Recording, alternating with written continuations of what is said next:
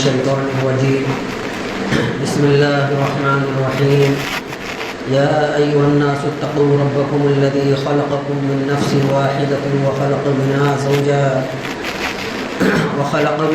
زوجها وبث منهما رجالا كثيرا ونساء واتقوا الله الذي تساءلون به والأرحام إن الله كان عليكم رقيبا صدق الله العظيم.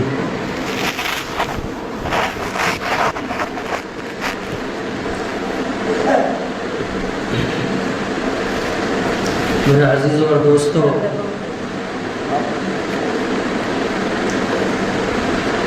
ابھی میں نے خطبے میں جو آیت کریمہ پڑھی ہے، یہ آیت کریمہ اور اس کے علاوہ دیگر دو آیتیں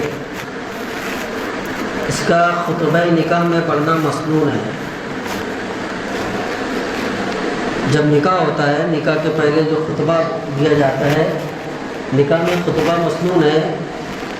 اور خطبوں میں اس نکاح کے خطبے میں 3 آیتوں کا انتخاب کیا جاتا ہے، اور وہ تینوں آیتیں تقوی اختیار کرنے پر مشتمل ہے. ان تینوں آیتوں میں اللہ تبارک و تعالیٰ نے تقوی اختیار کرنے کا حکم دیا ہے. بظاہر بڑا تعجب ہوتا ہے کہ خوشی کے موقع پر، فرحت و شادمانی کے موقع پر اور جو نکاح کا فریضہ انجام دیا جا رہا ہے، اس موقع پر ہونا تو یہ چاہیے تھا قرآن کریم کے اندر نکاح سے متعلق بہت سی آیتیں ہیں، نکاح سے متعلق بہت سی آیتیں ہیں، تو نکاح کے خطبے میں نکاح سے متعلق آیتیں پڑھی جانی چاہیے تھی. لیکن بجائے اس کے پورے خطبے کے اندر جو بھی آیتیں پڑھی جاتی ہیں، اس میں صراحتاً نکاح کے متعلق کوئی بات اس کے اندر بیان نہیں کی گئی ہے. اشارتاً کنایتاً تو موجود ہے، جیسے اس میں نسل انسانی وغیرہ کا جو بڑھنے کا جو ذریعہ وغیرہ بتلایا گیا ہے، اس میں اگرچہ اشارتاً کنایتاً نکاح کے بارے میں بتایا جا رہا ہے، لیکن صراحتاً ان آیتوں میں نکاح کا کوئی ذکر نہیں ہے. ان آیتوں میں تقوی اختیار کرنے کا ذکر ہے. تو سوال یہ اٹھتا ہے کہ فرحت و شادمانی کے موقع پر، خوشی کے موقع پر تقوی اختیار کرنے کی تاکید کیوں کی جا رہی ہے؟ اور ایک بار نہیں کی جا رہی ہے، دوسری بار، تیسری مرتبہ یا ایھا الناس اتقوا ربکم الذی خلقکم یا ایھا الذین آمنوا اتقوا اللہ حق تقاتہ. اے ایمان والو ڈرو اللہ سے جیسا اس سے ڈرنے کا حق ہے. یا ایھا الذین آمنوا اتقوا اللہ، اے ایمان والو اللہ سے ڈرو، ٹھیک ٹھیک بات کہو. وقولوا قولا سدیدا. تو اس کی بہت ساری وجوہات میں سے ایک وجہ یہ ہے کہ عمومی طور پر ہوتا یہ ہے کہ انسان جب فرحت و شادمانی کے اندر مصروف ہو جاتا ہے، خوشی کے موقع پر اتنا مگن ہو جاتا ہے کہ وہ یہ بھول جاتا ہے کہ مجھے اللہ تبارک و تعالیٰ نے کس مقصد سے پیدا کیا ہے اور مجھے اپنی زندگی کو گزارنے میں کن باتوں کا لحاظ رکھنا ہے.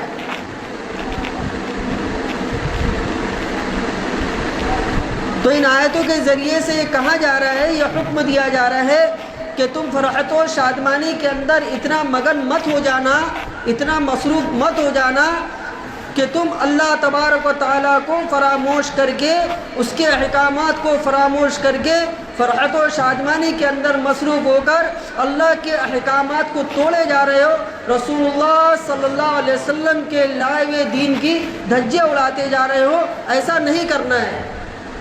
بلکہ اس موقع پر بھی تقوی اختیار کرنا ہے. جو بھی کام کرو گے اللہ کے ڈر کو سامنے رکھ کر کرنا ہے. جو بھی کام کرو گے اس بات کو سامنے رکھنا ہے کہ مجھے ایک نہ ایک دن اللہ کے سامنے کھڑے ہونا ہے. اور یہ فرحت اور شادمانی کے موقع پر میں اگر اللہ کے حکم کی نافرمانی کروں گا, اللہ کے فرمان کی نافرمانی کروں گا, رسول اللہ صلی اللہ علیہ وسلم کے لائے ہوئے دین کی دھجیاں اڑاؤں گا, تو مجھے اس کا حساب دینا ہوگا.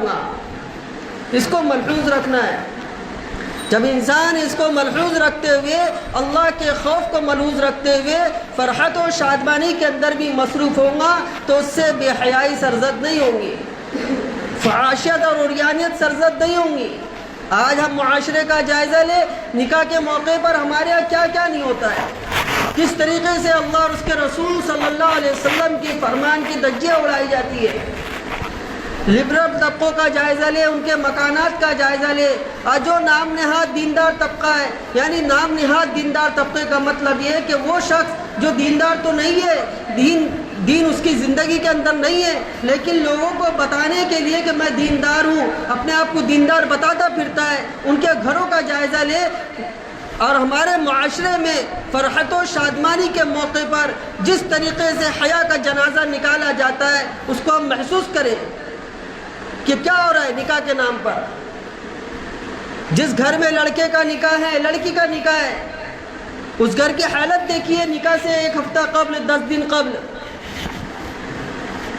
وہ مکان جس گھر میں کسی لڑکے کا نکاح ہو رہا ہے, جس گھر میں کسی لڑکی کا نکاح ہو رہا ہے, وہ مکان زنا کا اڈا بن جاتا ہے, فحاشیت اور عریانیت کا اڈا بن جاتا ہے. نامحرم نوجوان مرد گھروں کے اندر آ کر رک رہے ہیں, قیام کر رہے ہیں, کزن ہے قیام کر رہا ہے. اور جو دور کے دوست احباب ہیں وہ گھر میں رکے ہوئے ہیں, گھر میں جوان بیٹیاں ہیں, جوان بچیاں موجود ہیں. اور وہ بے غیرت باپ اپنی بچیوں کو نوجوان لڑکوں کے ساتھ ہنسی ٹٹا کرتے ہوئے دیکھ رہا ہے, لیکن اس کو اتنی غیرت نہیں آتی کہ آج میں خوشی کے موقع پر, فرحت و شادمانی کے موقع پر اس بات کو بھول چکا ہوں کہ اللہ تبارک و تعالیٰ میری اس بے حیائی کا حساب لے گا. شادی اور خوشی کے موقع پر میں جو اس طریقے کے کرتوت کر رہا ہوں کہ میری جوان بیٹی میرے گھر میں آنے والے نوجوان مردوں کے ساتھ ہنسی ٹھٹا کر رہی ہے, کوئی بات نہیں, میری نوجوان بیٹیاں آنے والے مردوں کے ساتھ مذاق کر رہی ہے, بے پردگی کے ساتھ آنا جانا لگا ہوا ہے. دیکھیے یہ معاشرے کی ایک حقیقی تصویر بتلا رہا ہوں. شادی بیاہ کے موقع پر ہمارے گھروں میں کیا ہو رہا ہے. لبرل طبقہ ان کے یہاں بہت زیادہ بے حیائی ہوتی ہے, لیکن جو نام نہاد دیندار طبقہ ہے ان کے گھر بھی محفوظ نہیں ہوتے. ہمارے پاس ایسے معاملات بے شمار آ چکے ہیں کہ شادی بیاہ کے گھر میں جو نوجوان لڑکے والے کیا یا لڑکی والے کیا جس کے گھر میں شادی تھی وہ قیام کرے ہیں, رکے, اور اس کے نتیجے میں وہ گھر جو زنا کا اڈا بنا ہے, لڑکی جو زنا کے اندر مبتلا ہوئی ہے, فحاشیت کے اندر مبتلا ہوئی ہے, عریانیت کے اندر مبتلا ہوئے, اس کی کوئی فکر نہیں. یہ بوڑھا باپ, بے غیرت باپ بڑی بے حیائی کے ساتھ ان نوجوان مردوں کو گھر کے اندر گھسیڑتا ہے اور بلاتا ہے, گھر میں قیام کراتا ہے کہ بیٹا اس کو اپنا ہی گھر سمجھو. یاد رکھیں گھر میں شادی بیاہ کے موقع پر اسلامی مزاج کیا کہتا ہے, شریعت کا مزاج کیا کہتا ہے, اس کو سمجھے. شریعت کا مزاج, اسلام کا مزاج یہ کہتا ہے کہ اگر آپ کے گھر میں اللہ نے وسعت دی ہے, اس قدر وسعت ہے کہ آپ اپنی بچیوں کی عزت کی, آبرو کی, حیا کی, پردے کی حفاظت کرتے ہوئے آپ مہمانوں کو قیام کرا سکتے ہو تو کرائیں. لیکن اگر آپ کے گھر میں وسعت نہیں ہے, مکان میں وسعت نہیں ہے, مکان اتنا بڑا نہیں ہے کہ آپ کے گھر میں باہر کے آنے والے مہمانوں کو آپ قیام کرا سکے, رکا سکے, تو آپ صاف ان سے کہہ دے کہ میرے گھر میں جوان بیٹی ہے اور تم میری بیٹیوں کے لیے نامحرم ہو. میں اپنے گھر میں اس انداز سے تم کو ٹھہرانے سے قاصر ہوں کہ پردے کا اہتمام ہو جائے اور تم کو ٹھہرا بھی دیا جائے. اگر میں تم کو ٹھہراتا ہوں تو میری بچیوں کو بے پردہ ہونا پڑے گا, میری بچیوں کو جو پردے والا معمول نہیں ہو پائے گا اس میں دشواری پیش آئیں گی, لہٰذا میں تم کو ٹھہرا نہیں سکتا. اس سے زیادہ کیا ہوگا؟ زیادہ یہ ہوگا کہ آپ کا وہ رشتہ دار آپ سے ناراض ہوگا، آپ کا وہ رشتہ دار آپ کے پروگرام میں شریک نہیں ہوگا، آپ کا وہ رشتہ دار آپ سے ملنا جلنا بند کر دے گا، بہت زیادہ اگر ہو گیا تو وہ آپ سے ہمیشہ کے لیے دشمنی رکھ لے گا۔ میرے عزیزوں اور دوستوں، اللہ کو راضی کرنے کے لیے ایسی دشمنی، اللہ کو راضی کرنے کے لیے ایسی ناراضگی، اللہ کو راضی کرنے کے لیے ایسے لوگوں کی غیر شرکتی، یہ سب ہم کو منظور ہے، اور یہ کوئی مہنگا سودا نہیں ہے۔ جو اللہ کے لیے محبت رکھتا ہے، اللہ کے لیے دوستی رکھتا ہے، اللہ کے لیے دشمنی رکھتا ہے، اس کو اللہ کے رسول صلی اللہ علیہ وسلم نے بڑی بشارت عطا فرمائی ہے، بڑی اچھی بشارت دی ہے کہ جو اللہ کے لیے دوستی کرے، اللہ کے لیے دشمنی کر لے، اللہ کے لیے محبت کر لے، اللہ کے لیے بغض کر لے، اس دن اللہ تبارک و تعالیٰ کے ہاں اس کو یہ بشارت ہے کہ سارے لوگ سائے کی تلاش میں ہوں گے، جن کے پاس کوئی سایہ نہ ہوگا وہ اللہ تبارک و تعالیٰ کے عرش کے سائے کے نیچے ہوں گے۔ ہمارے کو اس کی کوئی فکر نہیں ہے، ہمارے ذہن میں بس ایک چیز سوار رہتی ہے کہ مجھے اپنی بچی کا نکاح اس انداز سے کرنا ہے، مجھے اپنے بچے کا پروگرام اس انداز سے کرنا ہے کہ سارے رشتہ دار خوش ہو جائے۔ ان رشتہ داروں کو خوش کرنے کے لیے حیا کا جنازہ نکل رہا ہے تو نکلتا رہے، ان رشتہ داروں کو خوش کرنے کے لیے بے پردگی کا ماحول گھر کے اندر بنا ہوا ہے تو بنتا رہے، اس کی کوئی پرواہ نہیں۔ جن رشتہ داروں کو خوش کرنے کے چکر میں، جن اہل و عیال کو خوش کرنے کے چکر میں، جن خاندان کے لوگوں کو خوش کرنے کے چکر میں، جن چچا اور تایا کو خوش کرنے کے چکر میں تم اپنی بچیوں کو بے حیائیوں پر مجبور کر رہے ہو، فحاشیت پر مجبور کر رہے ہو، عریانت پر مجبور کر رہے ہو، خدا نہ خواستہ اگر تمہارے اس لاپرواہی کی بنا پر، تمہارے اس خوش کرنے کے چکر میں اگر تمہاری وہ بچی زانیہ ہو جائے، تمہارا وہ بچہ اگر زنا کر بیٹھے تو یاد رکھیے اگر اس زنا کی وجہ سے اللہ تبارک و تعالیٰ اس لڑکے کو جہنم میں ڈالے گا، اس زانیہ لڑکی کی وجہ سے اگر اس کو زنا کرنے کی وجہ سے اس کو جہنم میں ڈالے گا تو تمہاری گردن بھی نہیں بچے گی۔ ہم نے جو دین کے احکامات کو چند چیزوں کے اندر جو محدود کر لیا ہے، یہ محدود کرنا ہی ہمارے خسارے کا ذریعہ بن رہا ہے۔ ارے جو معاشرے کی جو تصویر میں آپ کے سامنے بتلا رہا ہوں، یہ صرف غیر دینداروں کا نہیں ہوتا، بلکہ دیندار طبقہ جو مانا جاتا ہے ان کے گھروں کا بھی یہی حال ہوتا ہے۔ ساری زندگی پردے کا اہتمام اور انتظام کیا جاتا ہے، لیکن ایسا سمجھا جاتا ہے کہ اگر گھر میں کوئی پروگرام ہے، گھر میں جو مہمان کی آمد و رفت ہے، لہٰذا پردے کی کوئی ضرورت نہیں۔ بیوی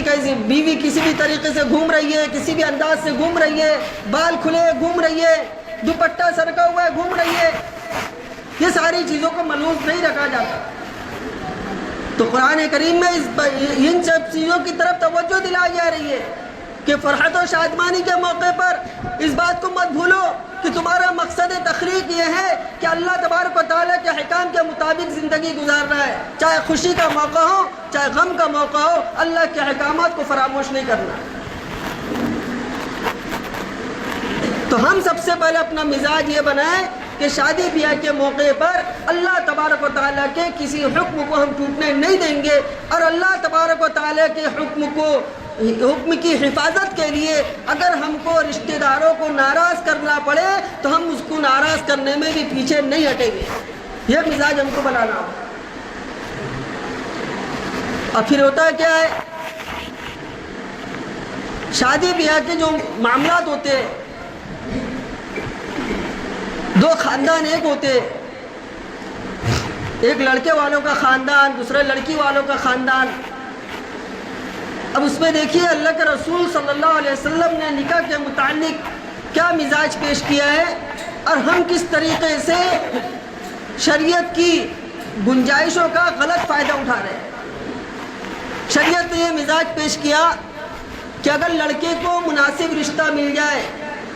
یا لڑکی کو مناسب رشتہ مل جائے تو اس کی نکاح میں تاخیر نہ کرو۔ اور یہ مزاج جو شریعت نے جو پیش کیا ہے وہ نسل انسانی کی حفاظت کے لیے پیش کیا ہے۔ ظاہر سی بات ہے، ایک بحیثیت مسلمان ہونے کے ہمارا اس بات پر یقین ہونا چاہیے کہ اللہ تبارک و تعالیٰ نے جو بھی حکم دیا ہے، شریعت نے جو بھی بات بتلائی ہے، وہ عین حکمت کے مطابق ہے۔ تو لڑکا جوان ہو گیا ہے، لڑکی جوان ہو گئی ہے، مناسب رشتہ بھی مل چکا ہے، لڑکا بھی کرنا چاہتا ہے، لڑکی بھی کرنا چاہتی ہے، تو اب نکاح میں تاخیر کس طریقے سے کی جا رہی ہے ہمارے یہاں؟ یہاں پر بھی ہم اللہ کے احکام کو فراموش کر دیتے ہیں۔ لڑکے والے تاخیر کر رہے ہیں کہ اچھے سے اچھا مکان بن جائے، اچھے سے اچھی عمارت بن جائے۔ لڑکا 20,000 کما رہا ہے تو 20,000 سے 40,000 کمانے والا ہو جائے۔ جس کی اولاد 40,000 کما رہی ہے وہ یہ سوچ رہا ہے کہ میرا بیٹا 60,000 کمانے والا ہو جائے۔ جس کی اولاد 60,000 کما رہی ہے وہ یہ خواہش رکھتا ہے کہ 80-90 ہزار روپے کمانے والا ہو جائے۔ میں ان ماں باپ سے بھی معذرت کے ساتھ کہوں گا کہ جو اولادوں کی شادی میں، لڑکوں کی شادی میں صرف اس وجہ سے اگر تاخیر کرتے ہیں کہ میرے بیٹے کی اگر میں شادی کر دوں گا تو میرا بیٹا مجھے سمجھے گا یا نہیں سمجھے گا، میں پہلے بیٹے سے اچھے سے کام نکال لیتا ہوں، اس کے ذریعے سے جو ہے اپنی جو معاشی زندگی کو تھوڑی مضبوط کر لیتا ہوں، اس کے بعد میں نکاح کروں گا۔ یاد رکھیے یہ باپ ایسا باپ ہے کہ اللہ تبارک و تعالیٰ نے اولاد کی جو پرورش باپ کے اوپر فرض کی تھی، اس نے جو فریضہ ادا کیا تھا اس فریضے کا بدلہ مانگ رہا ہے، اگرچہ زبان سے نہیں کہہ رہا ہے، اگرچہ وہ زبان سے نہیں کہہ رہا ہے کہ میں اپنی اولاد سے بدلہ۔ باتیں جو دو طریقے سے کہی جاتی ہے، ایک زبان سے کہی جاتی ہے اور ایک اعمال سے کہی جاتی ہے۔ اپنے اعمال سے بتا رہا ہے بھائی جب لڑکا جوان ہو چکا ہے، اچھا خاصا کما رہا ہے، اتنا کما رہا ہے کہ وہ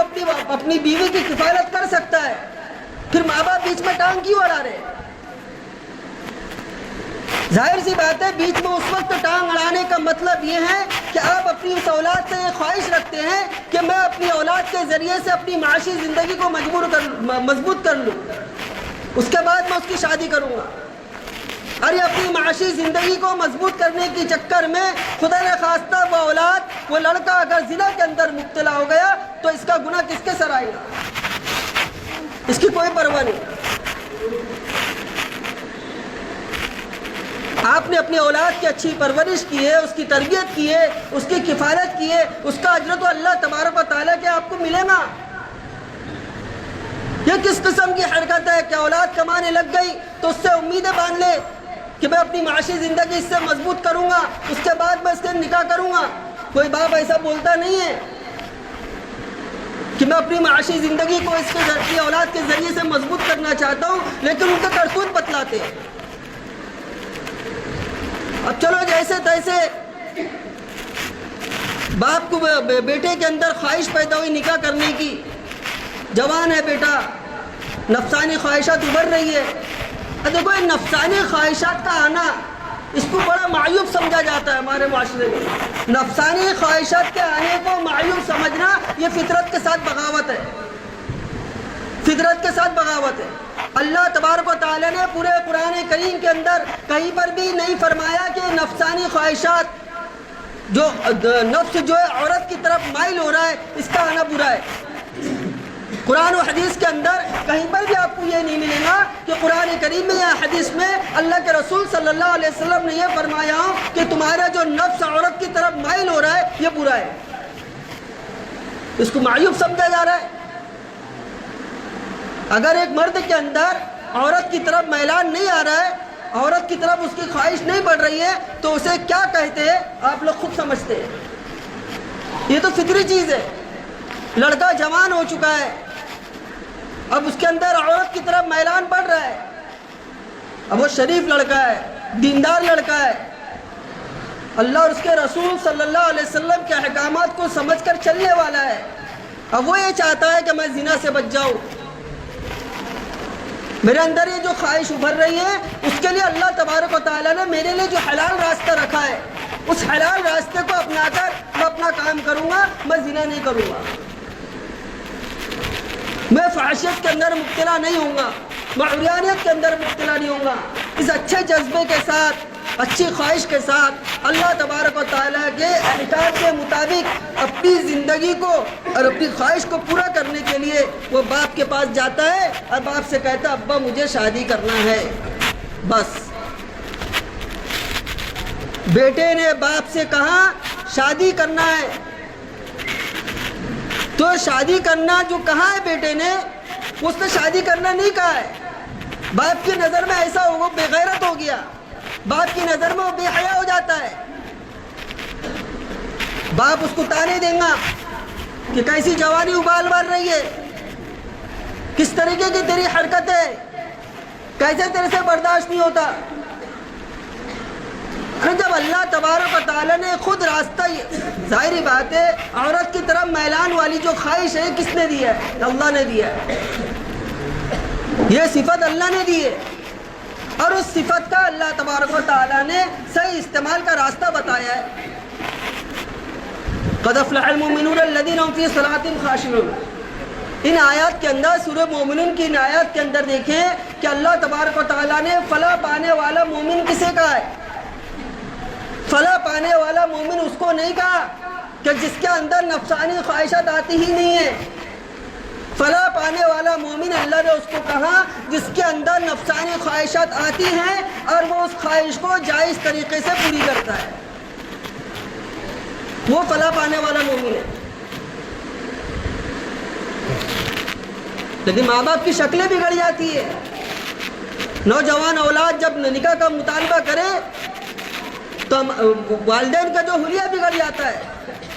اور وہ نوجوان لڑکا طعن و تشنیع کا شکار ہوتا ہے۔ وہ معاشرے کے اندر، والدین کے، معاشرے کے جو نوجوان افراد ہیں وہ تو نہیں کرتے، لیکن جو خاندان کے جو لوگ ہیں وہ اس کو طعن دے کے، تشنیع کر کے پریشان کرتے ہیں۔ اب وہ لڑکے کی حالت دو طریقے سے ہوتی ہے، یا تو ڈپریشن کا مریض ہو جاتا ہے اور یا تو وہ زنا کے اندر مبتلا ہو جاتا ہے۔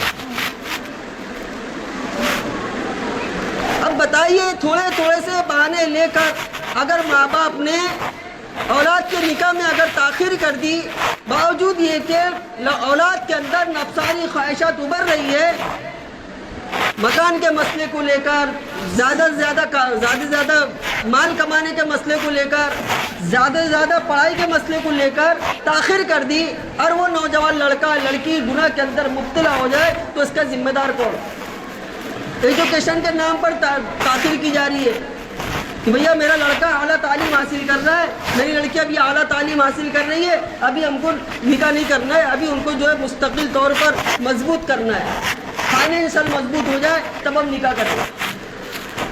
ہاں، ایسا لڑکا جو اس کے بھی قابل نہیں ہے کہ اپنی بیوی کی کفالت کر سکے، باپ کو معلوم ہے کہ میں تو اس کا خرچہ اٹھا رہا ہوں، بعد میں اس کی بیوی کا بھی خرچہ اٹھانا پڑے گا، یہ شخص کچھ کرنے والا نہیں ہے،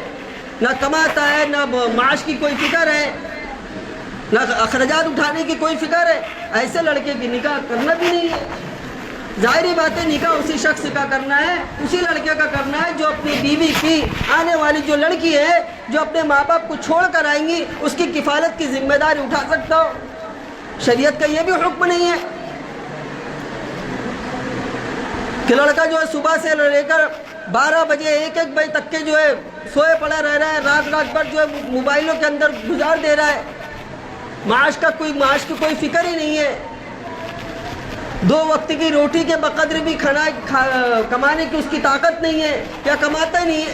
اس کی شادی نہ کرے، شریعت کی اجازت نہیں دیتی۔ لیکن جو اولادیں اتنا کمانے لگ چکی ہے کہ وہ اپنی بیوی کی کفالت کر سکتے، رہنے کو چھت دے سکتے، اچھا رہنے کے چھت کے معاملے میں بھی ہمارے یہاں بڑا غلو کیا جاتا ہے۔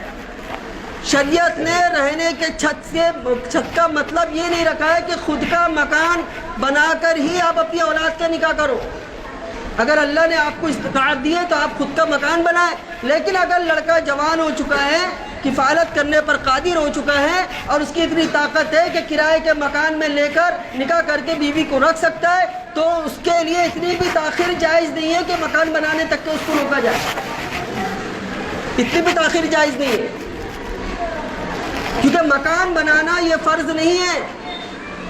اپنی اولاد کی زنا سے حفاظت کرنا یہ فرض ہے، بے حیائی سے حفاظت کرنا یہ فرض ہے، فحاشیت اور عریانیت سے حفاظت کرنا فرض ہے۔ اور دوسرا ایک عجیب و غریب مسئلہ ہمارے یہاں یہ ہے کہ ہمارے یہاں خاندان اور قبیلوں کا جو معاملہ چلتا ہے کہ فلاں خاندان کی لڑکی میں فلاں خاندان کا ہوں، میں فلاں برادری کا ہوں، میرے جو نکاح فلاں خاندان میں ہی مجھے کرنا ہے، فلاں برادری میں مجھے کرنا ہے۔ اگر میں برادری کے باہر کروں گا، خاندان کے باہر کروں گا، اور اس کو جو نام دیا گیا ہے اس کو شریعت سے جوڑا جا رہا ہے، یہ بھی ایک بہت غلط فہمی ہے۔ اس کو نام دیا گیا کفو کا، یہ جہالت پر مبنی باتیں ہیں۔ کفو یہ نہیں ہے کہ کوئی اگر انصاری ہے تو انصاری سے نکاح کرے، یہ کفو ہے ہی نہیں۔ فقہ کی کتابیں، فتاوی کی کتابیں، علماء سے رابطے، مفتیان اکرام سے رابطے کریں، وہ بتائیں گے آپ کو کفو کسے کہتے ہیں۔ کہ انصاری لڑکا ہے تو اس کے نکاح انصاری کے اندر ہی ہو جائے، یہ کفو نہیں ہے۔ کوئی خان ہے تو اس کا نکاح خان کے اندر ہی ہونا چاہیے، یہ کفو نہیں ہے۔ کفو یہ ہے کہ جو لڑکی سے آپ نکاح کر رہے ہو، جو لڑکی سے آپ نکاح کر رہے ہو وہ لڑکی لڑکے کے مقابلے میں کم ہو، یہ کفو ہے۔ لڑکا اگر مالداری کے اندر زیادہ ہے تو لڑکی اس سے کم ہونا چاہیے، لڑکی جو علم کے اندر لڑکے سے کم ہونا چاہیے، اور لڑکی خاندان کے اندر لڑکے سے کم ہونا چاہیے، یعنی لڑکا اعلیٰ خاندان کا ہو اور لڑکی تھوڑا سا خاندان اس کا اگر نیچا ہو تو بھی چلے گا۔ لیکن اگر یہ دو چیزوں کے اندر بھی مطابقت ہوتی ہے کہ لڑکی علم کے اندر کم ہے اور لڑکا علم میں زیادہ ہے، لڑکی مال کے اندر کم ہے، لڑکا مال کے اندر زیادہ ہے، تو یہ کفو ہو جائے گا۔ ہمارے یہاں کفو کا مطلب یہ سمجھ لیے، کوئی انصاری ہے تو انصاری سے نکاح کرے، کوئی قریشی ہے تو قریشی سے نکاح کرے، اس کو کفو سمجھا جاتا ہے۔ اور شریعت کے اندر پسندیدہ بات تو یہی ہے کہ اگر آپ کے خاندان میں اگر کوئی ایسا رشتہ ہے آپ کے لڑکے کے لیے جو آپ کے لڑکے کے مناسب ہو، تو شریعت سب سے پہلے یہ حکم دیتی ہے کہ آپ اپنی خاندان کو ترجیح دیں، مناسب رشتہ ہے تو۔ اس کی وجہ یہ ہے کہ خاندان کے لوگ ایک دوسرے کے مزاج سے واقف ہوتے ہیں۔ خاندان کے لوگ جیسے مثال کے طور پر چچا اور تایا زاد میں آپس میں رشتہ، لڑکا چچا کا ہو، لڑکی تایا کی ہو، تو یہ رشتہ اگر مناسب ہے، ہم پلہ ہے دینداری کے اندر، علم کے اندر ہم پلہ ہے، تو سب سے پہلے ایسے رشتوں کو ترجیح دینا چاہیے۔ شریعت بھی یہ کہتی ہے۔ کیوں دینا چاہیے؟ کیونکہ وہ چچا تایا زاد جو رشتہ ہے وہ ایک دوسرے کے مزاج سے واقف ہے، ایک دوسرے کے مزاج کو سمجھے ہوئے، ایک دوسرے کے مزاج کو ٹٹولے ہوئے، تو دونوں آپس میں ایک دوسرے سے ایڈجسٹ ہو جائیں گے۔ لیکن اس کا مطلب یہ ہرگز نہیں ہے کہ آپ کے چچا تایا پھوپھا کے اندر اگر آپ کی بچی کے لیے، آپ کے بچے کے لیے مناسب رشتہ نہیں ہے تو آپ زبردستی وہ اس کو تھوپ دو، اس کا حکم شریعت نے نہیں دیا۔ مثال کے طور پر آپ کا بیٹا دیندار ہے، آپ کا بیٹا تقوی پرہیزگار والا ہے، اور وہ بے پردگی کو برداشت نہیں کرتا، اب وہ لڑکے سے کہا جا رہا ہے کہ تو پھوپھی کی لڑکی سے نکاح کر۔ اب پھوپھا کے گھر کا جو مزاج ہے وہ خلاف شریعت ہے، وہاں پردے کا تصور نہیں ہے، نماز کا تصور نہیں ہے، دینداری کا کوئی تصور نہیں ہے، اللہ کے احکامات کو اختیار کرنے کا کوئی تصور نہیں ہے۔ اب یہاں پر خاندان نہیں دیکھا جائے گا، یہاں پر خاندان نہیں دیکھا جائے گا، کیونکہ اصل سب سے پہلے دینداری دیکھنا ہے۔